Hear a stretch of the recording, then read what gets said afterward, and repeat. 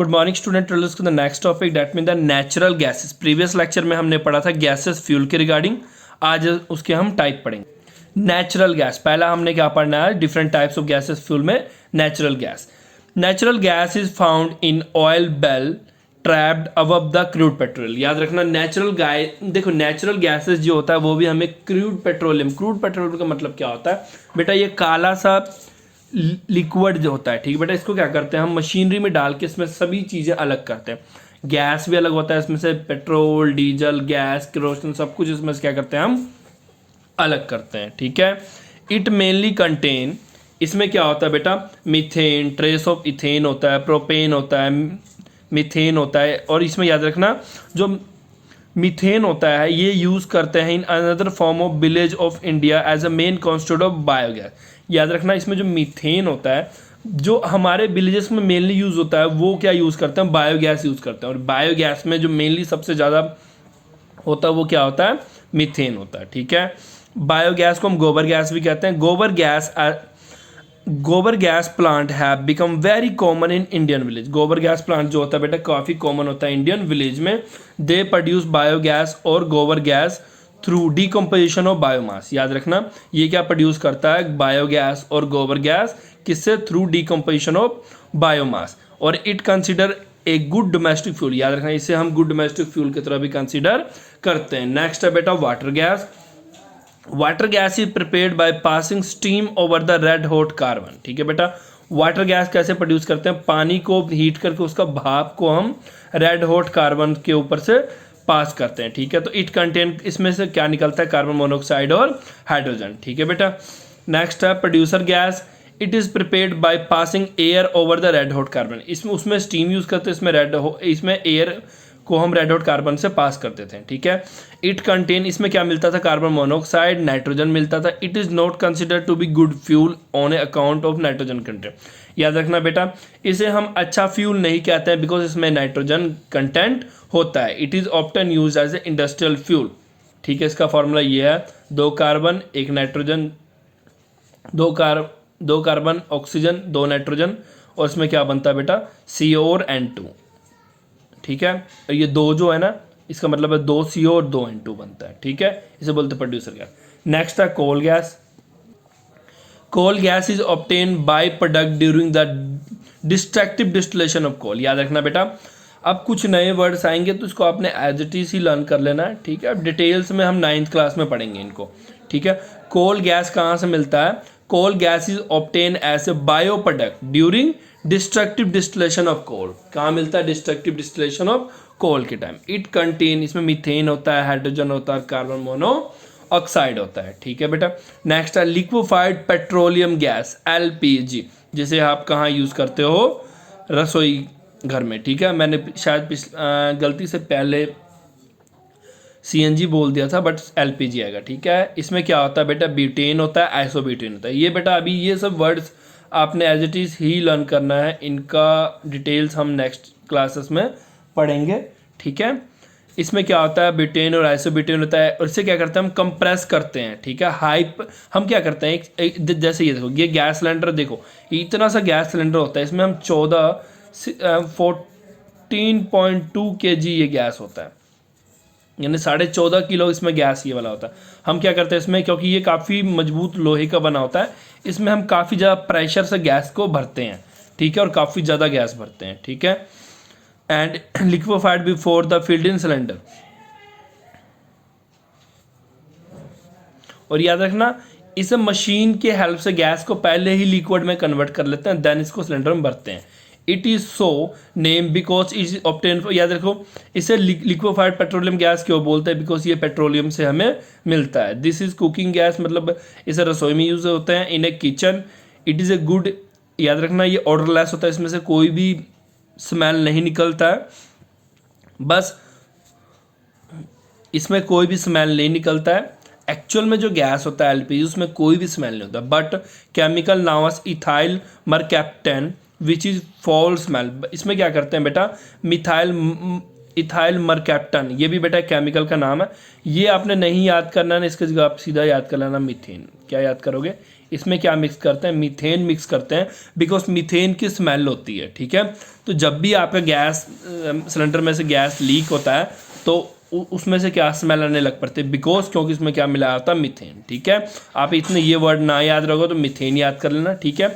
Which has a fuel smell, foul smell is added to assist the detecting leakage from cylinder. इसमें क्या करते हैं, ये add करते हैं ताकि अगर कोई लीकेज हो तो हमें पता लग जाए। Compress natural gas, compress natural gas is substitute of gasoline. बेटा गैसोलीन होता है मतलब पेट्रोल और डीजल का, सब्सटेंट का मतलब क्या होता है, सब्स्टिट्यूट का मतलब क्या होता है। इसको बेटा क्या करते हैं कुछ मतलब कि मशीन सब यूज़ करके ना पेट्रोल डीजल के तरह ही ये गैस बना लेते हैं, उसे बोलते हैं गैसोलीन। बस इसको क्या करते हैं हम गैस के फॉर्म में कन्वर्ट करके इसको ऐसे टैंकर्स में डालते हैं। मेनली ये कहाँ यूज़ होता है, हमारे गाड़ियों में, ठीक है। It is considered to be environmentally clean alternative to the other fuel, ठीक है। It is made by compressing methane, इसमें क्या करते हैं मीथेन को कंप्रेस करते हैं, एक्सट्रैक्ट फ्रॉम नेचुरल गैस, इसमें क्या करते हैं मीथेन को बेटा कंप्रेस करके, एक्सट्रैक्ट वर्ड का मतलब होता है अलग करते हैं, कंप्रेस करके अलग करते हैं नेचुरल गैस में से। It is store and distributed in a hard container usually cylinder, ठीक है। फिर इसको स्टोर करते हैं और हम डिस्ट्रीब्यूट का मतलब क्या होता है, बांटते हैं। जैसे कि गैस सिलेंडर आता है ना हमारे घरों में, उसे बोलते हैं डिस्ट्रीब्यूट करना, ठीक है। क्लियर है आपको यहाँ तक।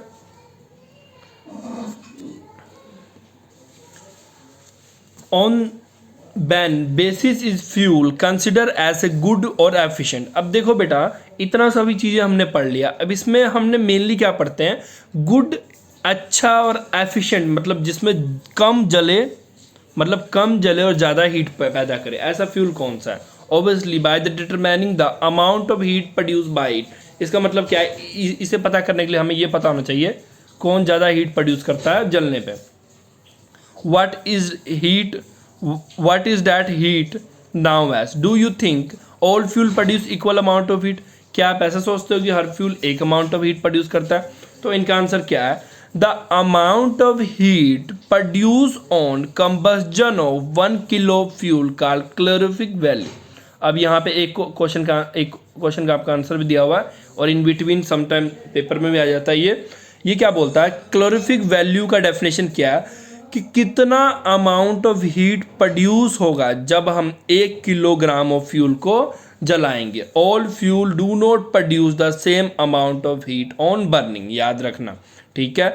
वही फ्यूल, जो फ्यूल 1 किलोग्राम जलाने पे सबसे ज़्यादा हीट प्रोड्यूस करे वो सबसे अच्छा फ्यूल होगा। The efficiency of fuel is determined by the calorific value, ठीक है बेटा। अब देखो यहाँ पे आपको दिया हुआ है, वुड जलाओगे तो इतना मिलेगा, कोल इतना, कोक इतना, ठीक है, डीजल इतना देता है, केरोसिन इतना देता है, पेट्रोल इतना देता है, और सबसे अच्छा हमें कौन देता है, नेचुरल गैस 8000 से 12000 कैलोरीफिक वैल्यूज़ की होती है जो हम घरों में यूज़ करते हैं, ठीक है। नेक्स्ट है, how do you select a good fuel, कैसे आप सेलेक्ट करोगे गुड फ्यूल को। Why do we find the practically every household today has either a piped supply of LPG, CNG और LPG in cylinder।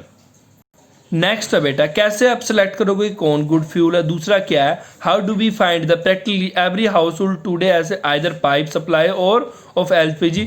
मतलब अब देखो, अब हमारे इधर तो अब सिटी जलंधर की बात करें तो यहाँ तो बेटा सिलेंडरों में ही आता, बट अगर मुंबई की बात करो या तो कुछ मेट्रो सिटीज़ की बात करो तो वहाँ पे क्या है बेटा, जो गैसेस जैसे बड़े बड़े सोसाइटीज़ होते हैं उनमें क्या होता है, गैस के सिलेंडर नहीं यूज़ होते हैं घरों में, वहाँ पे पाइप, जैसे पानी आपके पाइप के थ्रू पहुँचता है ना, वहाँ पे गैसेस भी पाइप के थ्रू पहुँचता है, ठीक है, ठीक है। Why have kerosene stove become a almost.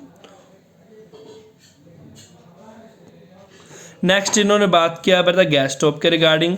उसके बाद इन्होंने कहा कि ask your grand mother about the fuel, ठीक है, अपने ग्रैंड मदर से फ्यूल के रिगार्डिंग पूछो। She was using in her kitchen in older day, मतलब कौन सा फ्यूल वो अपने टाइम पे यूज़ करते थे वो पूछो।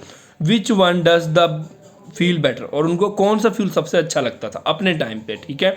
The fuel used in her time और वंस वी यूज टुडे, और देखो बेटा उनके टाइम पे कौन सा फ्यूल था और आज कौन सा फ्यूल हो रहा है और उनमें से कौन सा अच्छा है, ठीक है, उनसे आप पूछ के देखना, ठीक है। तो कुछ ना कुछ तो नॉलेज आपको भी मिलेगा इसके रिगार्डिंग, ठीक है।